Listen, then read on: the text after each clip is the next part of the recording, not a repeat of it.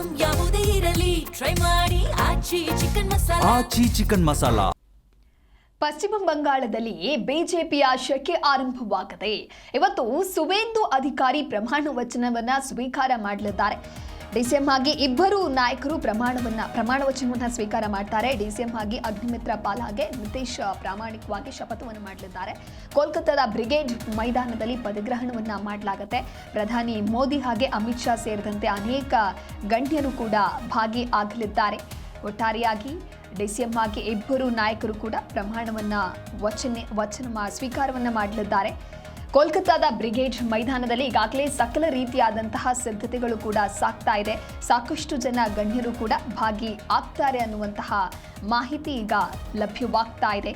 ಇನ್ನೊಂದು ಕಡೆ ಸುದೀರ್ಘ ಕಾಲ ಕೆಂಪಾವುಟ ಕಂಡಿದ್ದಂತಹ ಮೈದಾನ ಕಳೆದ 2 ದಶಕಗಳಿಂದ ಬಿಳಿ ಬಾವುಟದ ಮೇಲಿನ ತ್ರಿವರ್ಣ ಬಣ್ಣದ ಜೋಡಿ ಅಂದರೆ ಒಂದು ರೀತಿ ಬಹಳಷ್ಟು ಬದಲಾವಣೆಗಳು ಆಗಿದೆ. ಬದಲಾದಂತಹ ರಾಜಕೀಯದಲ್ಲಿ ಇದೀಗ ಕೇಸರಿಯ ಪಟ್ಟಾಭಿಷೇಕಕ್ಕೆ ವೇದಿಕೆಯೂ ಕೂಡ ಸಿದ್ಧಗೊಂಡಿದೆ. ಸಾಕಷ್ಟು ತಯಾರಿಗಳು ಆಗ್ತಾ ಇದೆ. ಈಗಾಗಲೇ ನೂರಾರು ಕಾರ್ಮಿಕರು ಮಳೆ ನಿರೋಧಕ ಹ್ಯಾಂಗರ್ಗಳನ್ನು ಅಳವಡಿಕೆ ಮಾಡ್ತಾ ಇದ್ದಾರೆ. ಹಾಗೆ ಪೊಲೀಸರು ಭದ್ರತಾ ಚೌಕಿಗಳನ್ನು ನಿರ್ಮಿಸೋದಕ್ಕೂ ಕೂಡ ಅಣಿಯಾಗ್ತಾ ಇದ್ದಾರೆ. ಹಾಗಾಗಿ ಬ್ರಿಟಿಷ್ ಆಡಳಿತದ ಸೇನಾ ಪರೇಡ್ ಮೈದಾನವಾಗಿ ಗುರುತಿಸಿಕೊಂಡಿದ್ದಂತಹ ಜಾಗ ಬಂಗಾಳದಲ್ಲಿ ಬದಲಾದ ಸೈದ್ಧಾಂತಿಕ ರಾಜಕೀಯದ ಐತಿಹಾಸಿಕ ಕ್ಷಣಕ್ಕೆ ಅಣಿಯಾಗ್ತಾ ಇದೆ.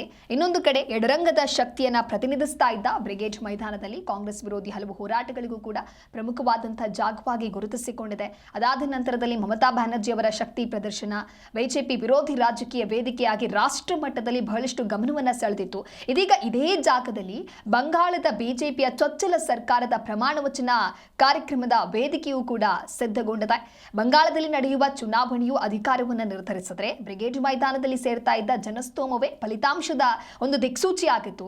ತಲೆಮಾರುಗಳಿಂದ ಐತಿಹಾಸಿಕ ವಿಕ್ಟೋರಿಯಾ ಸ್ಮಾರಕದ ಪಕ್ಕದಲ್ಲಿರುವಂತಹ ಹಸಿರು ಹೊದ್ದ ಮೈದಾನವು ರಾಜಕೀಯದ ರಂಗ ವೇದಿಕೆಯಾಗಿ ಇದೀಗ ಮಾರ್ಪಟ್ಟಿದೆ. ರಾಜಕೀಯ ಪಕ್ಷಗಳ ಸಂಘಟನಾ ಶಕ್ತಿ ನಾಯಕರು ಸಾರ್ವಜನಿಕರ ಮನಸ್ಥಿತಿಯನ್ನ ಅರಿಯೋದಕ್ಕೂ ಕೂಡ ಬಳಸ್ಕೊಳ್ತಾ ಇದ್ರು. ಒಟ್ಟಾರೆಯಾಗಿ ಇದೀಗ ಪಶ್ಚಿಮ ಬಂಗಾಳದಲ್ಲಿ ಬಿಜೆಪಿಯ ಶಕೆ ಆರಂಭ ಆಗ್ತಾ ಇದೆ. ಇವತ್ತು ಸುವೇಂದು ಅಧಿಕಾರಿ ಪ್ರಮಾಣ ವಚನವನ್ನ ಸ್ವೀಕಾರ ಮಾಡಲಿದ್ದಾರೆ. ಅಧಿಕಾರದ ಚುಕ್ಕಾಣಿಯನ್ನ ಯಾರು ಹಿಡಿತಾರೆ ಅನ್ನುವಂತಹ ಬಹಳಷ್ಟು ಚರ್ಚೆಗಳು ಕೂಡ ಆಗ್ತಾ ಇತ್ತು. ಸಾಕಷ್ಟು ಬೆಳವಣಿಗೆಗಳು ನಡೀತಾ ಇತ್ತು.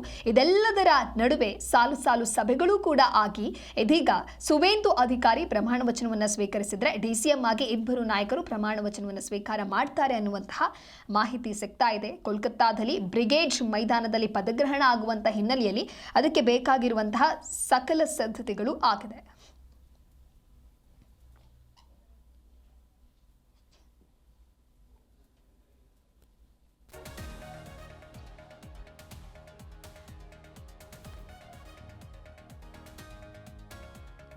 ಈಗಾಗಲೇ ಮಹಾರಾಷ್ಟ್ರದ ಡಿಸಿಎಂ ಕೂಡ ಈಗ ಎಂಟ್ರಿ ಕೊಟ್ಟಿದ್ದಾರೆ ಅನ್ನುವಂತಹ ಮಾಹಿತಿಯೂ ಕೂಡ ಲಭ್ಯವಾಗ್ತಾ ಇದೆ.